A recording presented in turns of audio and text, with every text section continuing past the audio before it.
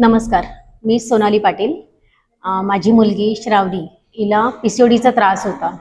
तर मी PCOD kit घेतलं आणि तिच्या वापरात आणलं लायनर तिने 8 महिने वापरलं. त्याच्याने तिला जो व्हाईट डिस्चार्जचा त्रास होत होता तो कमी झाला. पण तिच्या ओव्हरीजला जे सिस्ट म्हणतो आपण, सिस्टचा प्रकार वाढला होता. त्याच्यामुळे तिच्या पोटात क्रॅम्प्स यायचे.